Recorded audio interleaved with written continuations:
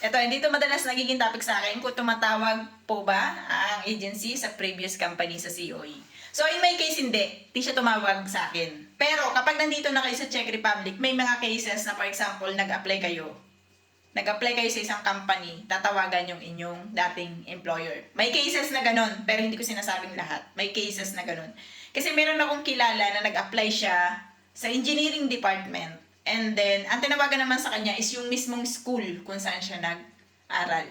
So, hindi siya mismong company, yung mismong school kung saan siya nag-aral, kung totoo ba na nag-aral siya. So, may case-to-case basis yan, guys. Pero sa akin kasi, as ano sa akin, wala po. Hindi tinawagan yung aking mga naging employer. Kasi pag tinawagan nila yung mga naging employer ko, ni hao ma, ganon, syempre. Kasi 6 years ako sa Pinas, Shinetsu po ako, and then after noon, nag-Taiwan ako ng 3 years, and then Japan. So, iba-iba yung language na pwede nilang makausap. So, it's up to them kung paano makipag-usap doon, kung nag-English ba yung makakausap nila doon.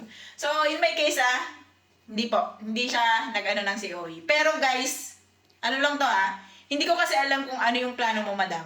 But, kung ikaw naman ay talagang may experience or nagtrabaho talaga sa isang company na yan, minsan kasi nawawala yung COE natin. So, may mga cases na iba na nagpapagawa ng COE kasi nga, nawala yung COE. Pero totoong nagtrabaho sila doon. So, wala kang dapat ipangamba doon. Pero kung ikaw ay hindi talaga nagtrabaho doon, tapos ginawan mo siya ng sarili mong COE, and then na-random ka na matawagan, doon ka magkakaproblema. Kasi falsification of documents po yun.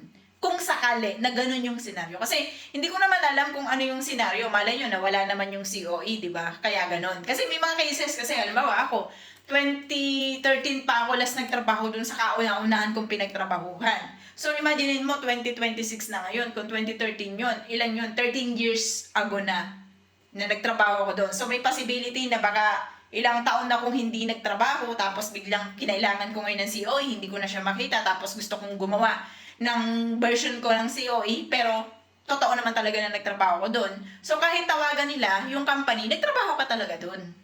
So, hindi siya falsification of documents kasi nagtrabaho ka talaga doon. Nagkataon lang kasi na, wala mo yung ano mo. Pero, yun nga po, magkakaproblema if ever ma-random check ka tapos hindi naman pala ikaw nagtrabaho. So, doon ka medyo mangamba if ever na ganun yung plan mo. Kasi, syempre may iba kasi nag-ano ng experience eh. Ito kasi yung mga senaryo natin. May mga employer na gusto nila may experience. Minsan, dahil sa desperate moves tayo, kahit wala tayong experience sa ganun, gagawa tayo ng COE para lang magkaroon ng ganong COE. So, hindi ko naman nila lahat, no? Pero, yun yung mga case scenario na possible na mangyari. Kaya, kailangan natin ng COE na bago. So, yun lang. Sana nakatulong, no?